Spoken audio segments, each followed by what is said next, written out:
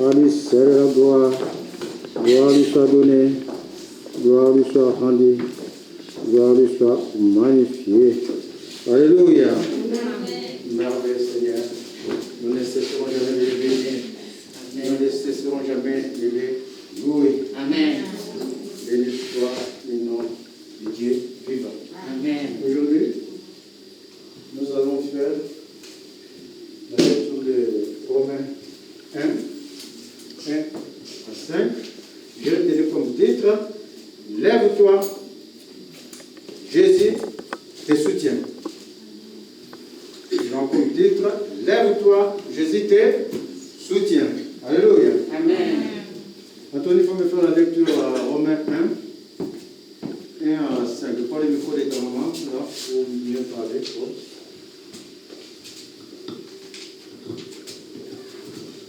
De la part de Paul, serviteur de Jésus-Christ, appelé à être apôtre, mis à part pour annoncer l'évangile de Dieu. Cet évangile, Dieu l'avait promis auparavant par ses prophètes dans les saintes écritures. Il concerne son fils qui, en tant qu'un homme, est né de la descente de David et qui, du point de vue de l'Esprit Saint, a été déclaré fils de Dieu avec puissance par sa résurrection. Jésus-Christ, notre Seigneur, c'est par lui que nous avons reçu la grâce d'exercer le ministère d'apôtre pour conduire en son nom les hommes de toutes les nations à l'obéissance de la foi. Amen. Amen. Merveilleux Seigneur. Paul, serviteur de Jésus, appelé à être apôtre, mis à part pour annoncer l'évangile de Dieu. Évangile qui avait été promis auparavant de la part de Dieu par ses prophètes dans les saintes écritures.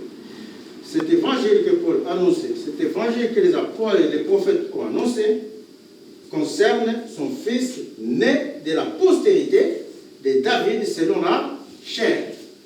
Pourquoi cet évangile concerne son fils né de la postérité de David selon la chair? Parce que tout simplement, autrefois, le Seigneur avait fait la promesse que le sceptre ne s'éloignera pas de la maison de David. Il y aura dans la maison de David des rédempteurs qui va venir pour sauver tout homme, de toute race et de tout tribu. Mais il fallait que Dieu se fasse chair. C'est pour ça qu'on se souvient de Jésus selon la postérité de David, selon la chair. Parce que Dieu s'est fait chair en Jésus. Et Jésus est la descendance de la lignée de David. Il est déclaré fils de Dieu avec puissance par l'esprit de sainteté, par sa résurrection d'entre les morts, parce qu'il est vivant. Dieu demeure toujours vivant, il demeure éternel. Amen. Par lui, nous avons reçu la grâce et l'apostolat pour amener en son nom à l'obéissance de la foi tous les païens, parmi lesquels vous êtes aussi, vous qui avez été appelés par Jésus-Christ. Par Jésus-Christ, nous amenons les gens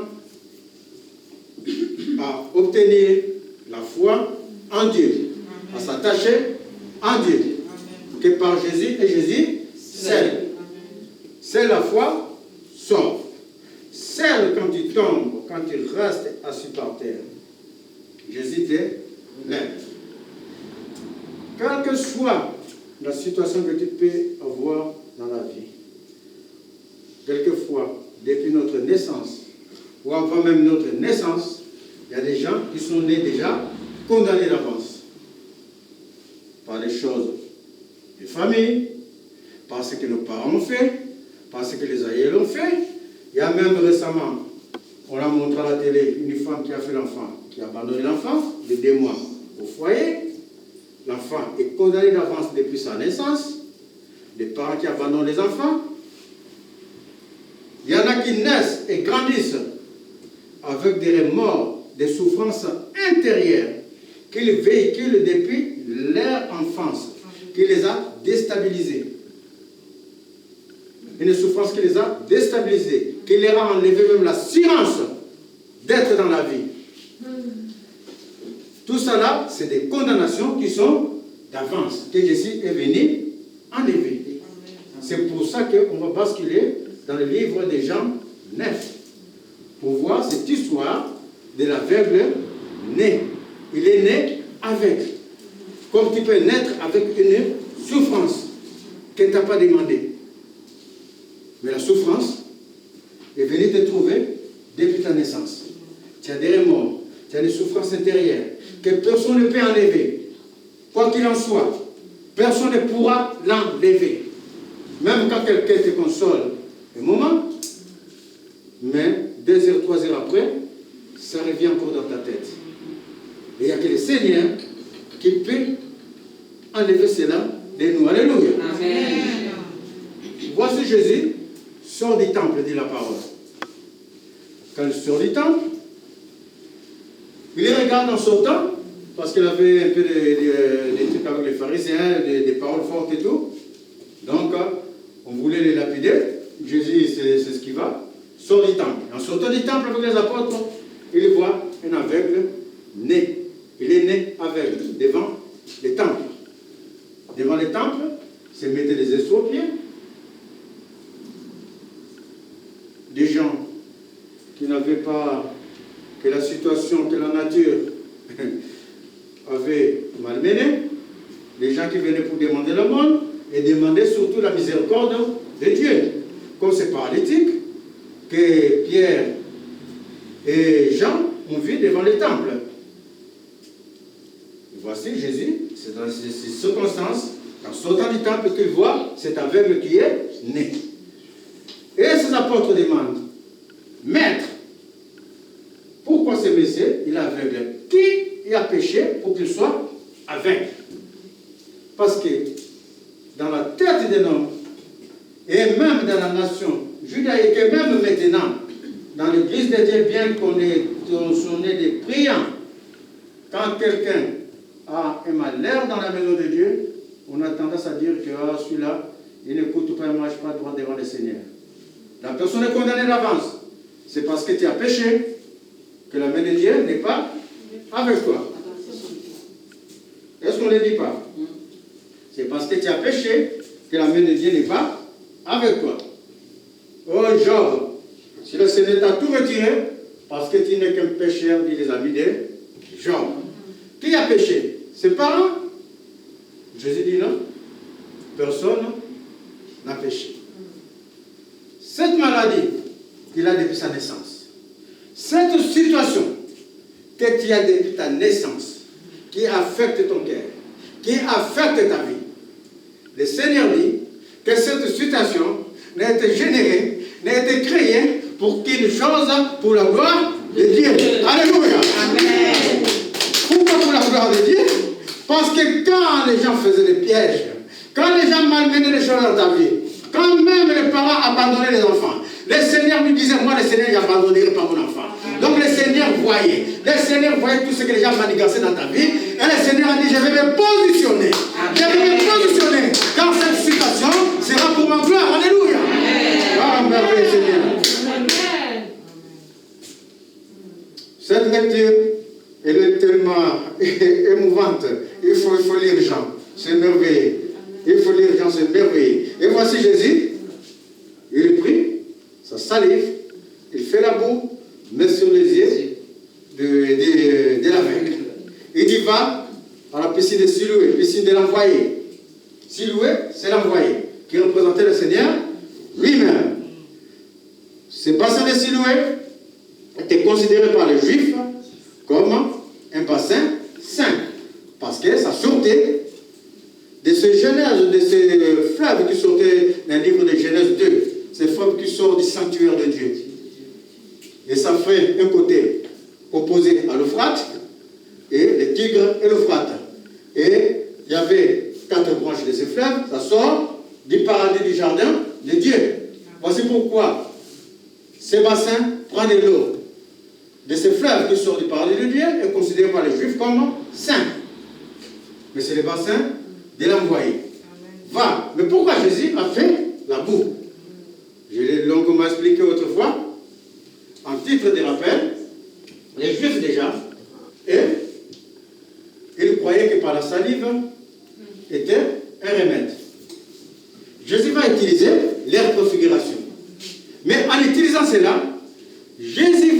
amené l'aveugle à comprendre qu'aucun homme ne peut guérir par la salive. Parce que cet aveugle-né était devant l'église depuis plusieurs années. Ils ont tenté par la salive. Ils ont tenté par tout ce qu'ils voulaient. L'aveugle-né ne guérissait pas. Alléluia. Amen. Jésus est venu montrer à l'aveugle d'éveiller la foi de l'aveugle pour que l'aveugle s'attache à la seule personne de Jésus.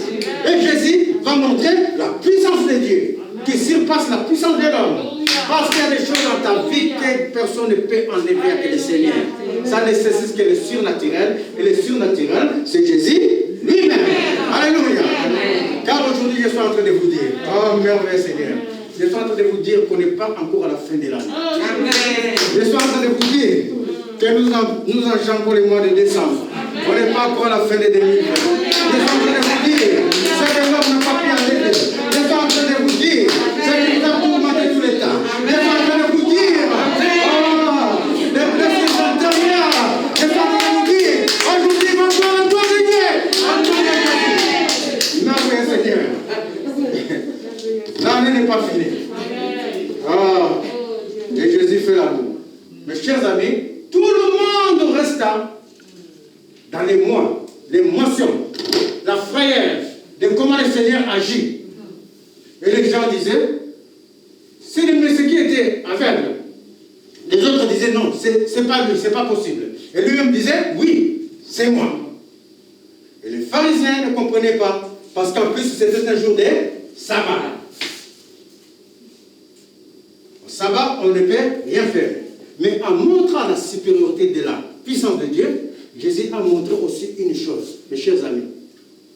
Il a montré la supériorité de Dieu aux œuvres que l'homme peut faire, à toute œuvre que l'homme peut faire. La supériorité de Dieu, par exemple, aux lois. Les lois qui nous condamnent dans la vie. La parole déclare, par sa croix, Jésus les a rendus, les a donné honte publiquement en les clouant sur sa croix. Il a cloué les dominations, les autorités, les puissances. De telle sorte que la loi qu'ils ont fait pour te condamner toi, pour condamner ta vie, Jésus est venu te positionner, il les a mis sous ses pieds pour te libérer. Alléluia. Amen. Voilà, puissance de Dieu. Par cet acte, Jésus est venu montrer qu'il est supérieur au mysticisme, l'adoration des mauvais anges, l'adoration des esprits. Au lieu d'aller dans la maison de Dieu pour guérir, dans la maison de Dieu pour trouver la paix, la personne s'en va voir les marabouts, va consulter d'autres esprits. Jésus est venu montrer la supériorité de Dieu par rapport au mysticisme religieux. Jésus est venu montrer qu'il est supérieur à l'ascétisme. Ne mange pas ceci. Quand tu vas à l'église, lave-toi bien. Quand il y a ce qui est comme une femme, ne va pas à l'église. Précepte qui n'ont rien à voir avec le Seigneur, qui ne satisfait que l'homme qui a fait. Car la loi est venue par Moïse, mais la grâce est venue par Jésus. Alléluia. Amen. La supériorité du Seigneur par rapport à toutes ces choses. Oh, merveilleux Seigneur. Et les pharisiens, dans tout ça, ils étaient dans la débandade. Ils disent, c'est pas possible. En plus, c'était un jour de sabbat. Qui t'a guéri, toi? L'aveugle est né. L'aveugle dit, mais c'est un homme qu'on appelle Jésus qui m'a guéri. Je vous ai dit que Jésus est en train de susciter la foi de ces messieurs pour qu'ils viennent au Seigneur. Ces messieurs, c'est un païen, il ne connaît pas le Seigneur. Mais comment il a fait pour te guérir? Mais il a piqué la boue et je suis guéri. Les pharisiens.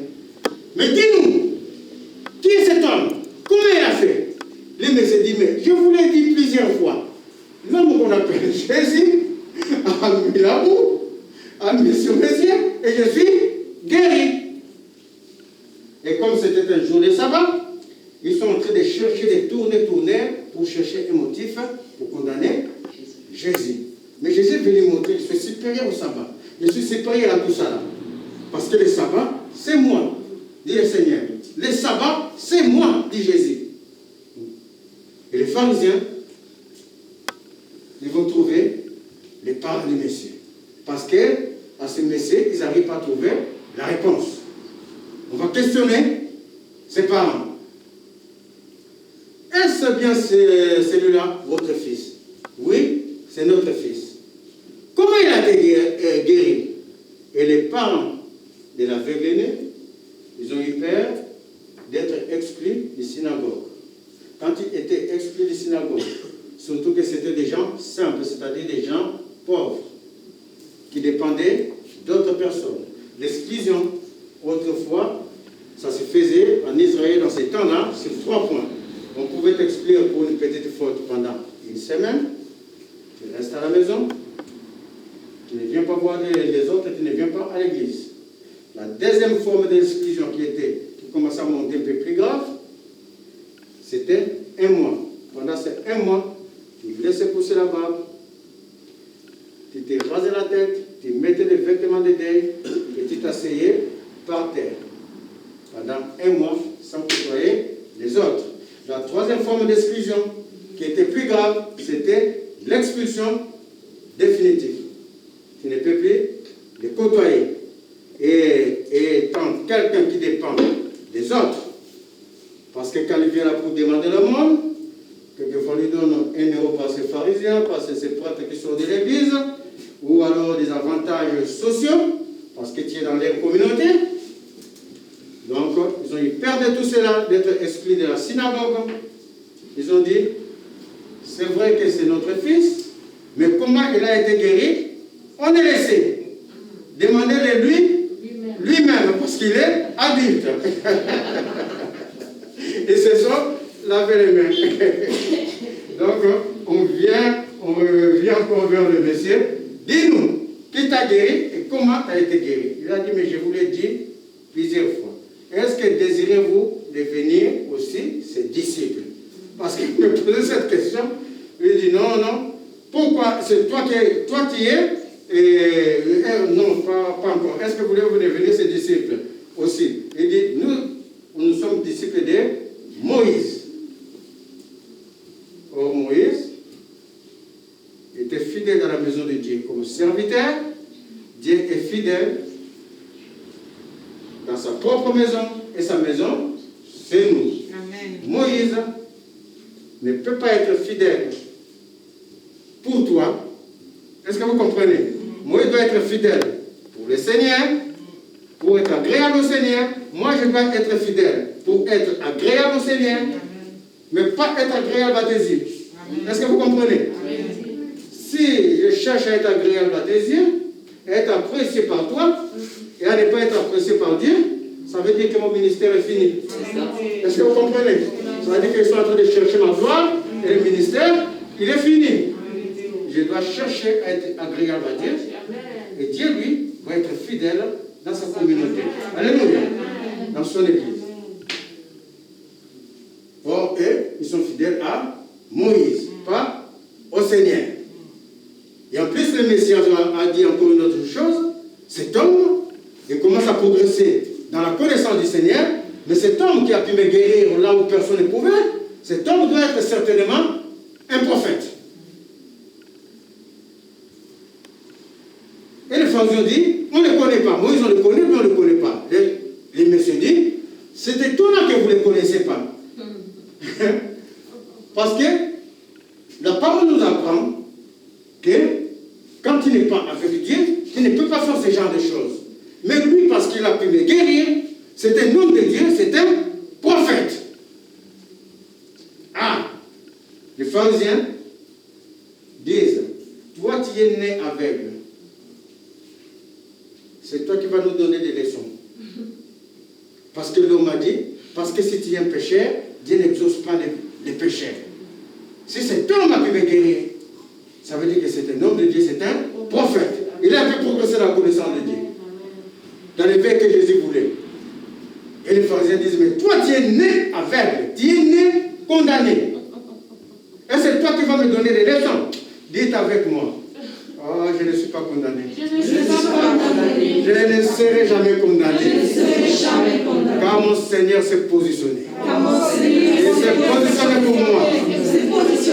Ah, pour la gloire de Dieu. Ah, je suis positionné, mes chers amis. Leur verset Seigneur. Et les pharisiens étaient dans la débandade. Alors, qu'est-ce qu'ils ont fait? En chassant les messieurs, et la synagogue, sortez de là, pécheurs. Les messieurs, sortis de là, c'est un pécheur guéri, mes chers amis. Le pécheur selon les hommes, un pécheur guéri et affranchi. Affranchi par Jésus. Et il sort dans toute la joie d'un héros qui est affranchi, d'un monsieur qui est lavé par le sang de Jésus. Et quand il sort, Jésus les rencontra en dehors du temple. Il faut me lire la dernière partie. Quand je les rencontre en dehors du temple, c'est une lecture émouvante. Il faut le lire chez vous. Il a dit qu'il l'avait chassé. Oui. Et l'ayant rencontré, il lui dit, crois-tu au Fils de Dieu? Crois-tu au Fils de Dieu? Il répondit, et qui est-il, Seigneur? Et qui est-il, Seigneur? Afin que je croie en lui. En lui. Tu l'as vu, lui dit Jésus, et celui qui te parle, c'est lui. Et il dit, je crois, Seigneur.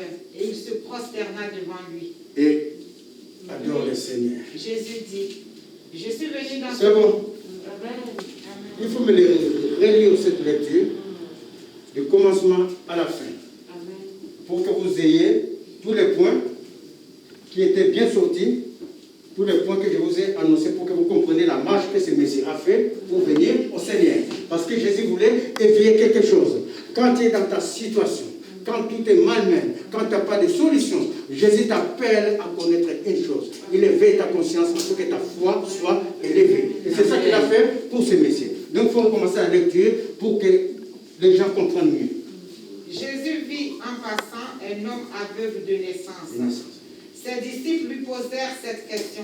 Rabbi, qui a péché, cet homme ou ses parents, pour qu'il soit né aveugle? Jésus répondit, ce n'est pas que lui ou ses parents aient péché, mais c'est afin que les œuvres de Dieu soient manifestées en lui. Il faut que je fasse tandis qu'il fait jour, les œuvres de mon Père. Quand la nuit vient, les ténèbres vont encore remplir la terre. On a déjà l'affliction, on est condamné d'avance par ce qui nous tracassait. Mais la parole déclare, Jésus lui-même dit, les ténèbres vont encore envahir la terre avant l'arrivée de notre Seigneur. Voici pourquoi Jésus se positionne encore des fois pour sauver son Église. L'Église de Dieu, ils sont pas en train de parler des bâtiments. Ils sont en train de dire pour sauver son peuple. Amen. Jésus se positionne. Quand la parole déclare même, à cause des afflictions, à cause de la souffrance, et à cause de ses élites, le Seigneur va abréger ses jours de souffrance. Il va hâter son arrivée. Parce que la souffrance va être encore telle que ce que nous sommes en train de vivre aujourd'hui, c'est peu. Est-ce que vous comprenez? Oui. Et Jésus se positionne. La nuit vient où personne ne peut travailler. Pendant que je suis dans le monde, je suis la lumière du monde. Après avoir dit cela, il cracha à terre et fit de la boue avec sa salive. Puis il appliqua cette boue sur les yeux de l'aveugle et lui dit, va et lave-toi au réservoir de Siloé, nom qui signifie envoyé. Il y alla, se lava et s'en retourna, voyant clair. Ses voisins et ceux qui auparavant... Quand Jésus te délivre, mes chers amis, il n'y aura pas de séquelles. Amen. Quand Jésus te sort d'une situation, Amen. Alléluia. que tous ceux qui sont affectés par des blessures intérieures, je prends autorité sur toute blessure intérieure que vous avez contractée depuis votre enfance. Je prends autorité sur tout blocage que vous avez anéanti, toute situation qui vous a anéanti depuis votre enfance. Je prends autorité sur toute forme de maladie cachée ou de quoi que ce soit qui vous tourmente depuis longtemps. J'ordonne à toutes ces choses, je me positionne par la puissance de l'autorité du Saint-Esprit. Par l'autorité du Saint-Esprit, j'ordonne à toutes ces choses, que ce soit la souffrance intérieure, que ce soit la maladie, que ce soit quoi que ce soit, de quitter, de libérer vos vies maintenant au nom de Jésus. Car aujourd'hui, j'amène la gloire de Dieu, j'amène l'élévation du Saint-Esprit dans vos vies, que le Saint-Esprit vienne se manifester dans toutes les dimensions de vos vies et que vous retrouvez la paix au nom de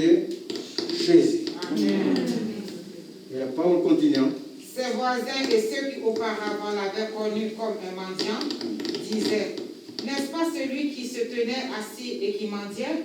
Les uns disaient, c'est lui. D'autres disaient, non. C'était étonnant. Parce que les gens qui vous ont vu dans votre situation, les gens qui croyaient que vous êtes plus bas que terre, que tu ne pourras pas te relever, parce que cela te malmène depuis ton enfance. Oh, je prononce, je déclare aujourd'hui que ces gens-là vont s'étonner de votre nouvelle situation. Recevez la liberté. Au nom de Jésus, afin que les gens, les mondes rentrent dans l'étonnement. Ceux qui vous ont fourni, vous rentrez dans l'étonnement au nom de Jésus. Ils sont en train de dire que l'année n'est pas finie. Recevez la liberté au nom de Jésus. Les uns disaient, c'est lui. D'autres disaient, non. Mais il lui ressemble. Et lui-même dit, ah, dites, c'est bien moi. c'est moi. Ah, c'est bien moi. Qui a été délivré? Non, oui, Seigneur. Ils lui dirent donc, comment tes yeux ont-ils été ouverts? Il répondit, l'homme qu'on appelle Jésus. Écoutez la promotion, l'homme qu'on appelle Jésus. A fait de la boue. A fait de la boue. Il ne connaît pas le Seigneur. Il dit qu'il s'appelle tout simplement Jésus. A oint mes yeux et m'a dit, va au réservoir de Siloé et lave-toi. J'y suis allé, je me suis lavé et j'ai pu voir. Ils lui dirent, où est cet homme? Il a répondu, je ne sais. Je ne sais.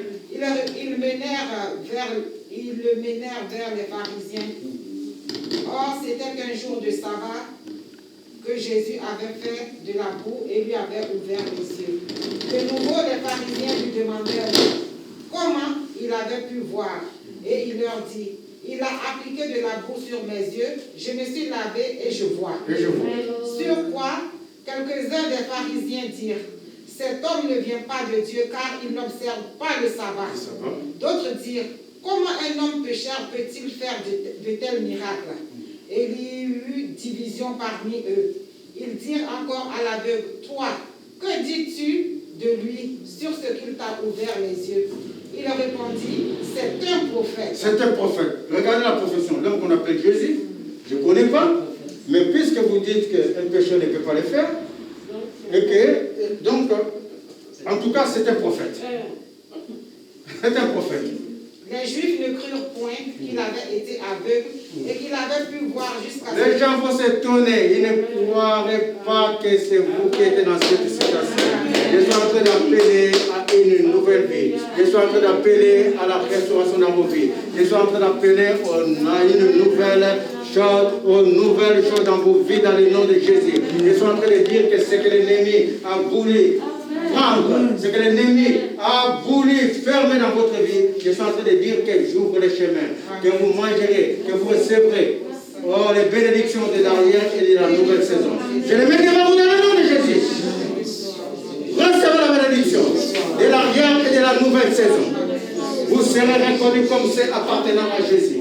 Car le nom de Jésus va se manifester encore et encore dans vos vies. Recevez au nom de Jésus.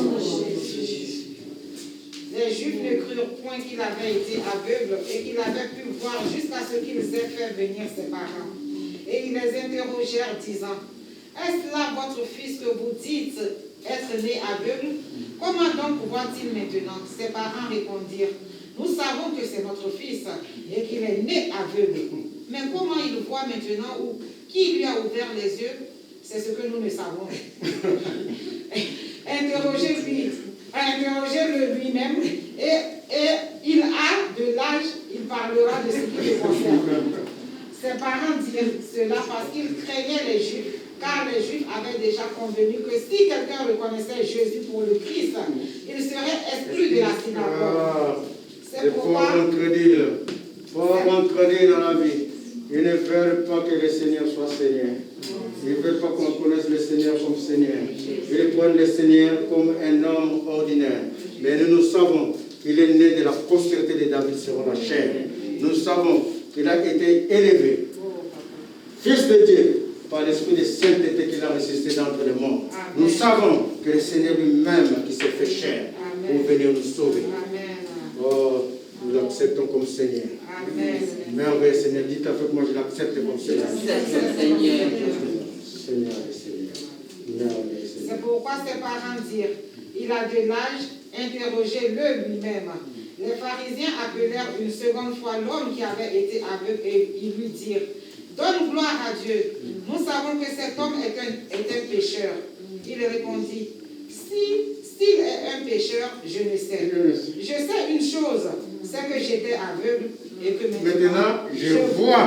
Dites avec moi, je sais une chose. Je sais une chose. Autrefois ma vie était malmenée. Mais maintenant je suis délivré. Maintenant je suis délivré dans le nom de Jésus. Oh, je suis délivré. Chers amis. Amen. Ils lui dirent, que t'a-t-il fait? Comment t'a-t-il ouvert les yeux? Il leur répondit, je vous l'ai déjà dit et vous n'avez pas écouté. Pourquoi voulez-vous l'entendre encore? Voulez-vous aussi devenir ses disciples? Ils l'injurièrent et dirent, c'est toi qui es son disciple. Nous sommes disciples de Moïse. Nous savons que Dieu a parlé à Moïse. Mais celui-ci, nous ne savons d'où il est. Cet homme leur répondit, il est étonnant que vous ne sachiez d'où il est.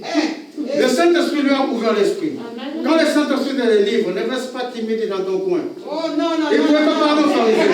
Regarde la réponse qu'il est en train de nous parler. Quand j'ai été délivré, positionne-toi. Positionne-toi. Il s'est positionné. Il a dit, ok, je suis positionné. Je suis positionné en Christ. Oh, mes chers amis. Tout nous appartient. L'autorité nous appartient. La gloire nous appartient. L'élévation nous appartient. Je suis positionné en Christ. Et cependant, il m'a ouvert les yeux. Nous savons que Dieu n'exauce point les pécheurs. Mais si quelqu'un l'honore et fait sa volonté, il l'exauce. Jamais on n'a entendu dire que quelqu'un ait ouvert les yeux d'un aveugle né. Si cet homme ne venait pas de Dieu, il ne pourrait rien faire. Il lui répondit. Regardez la progression. Un homme qu'on appelle Jésus, c'est un prophète.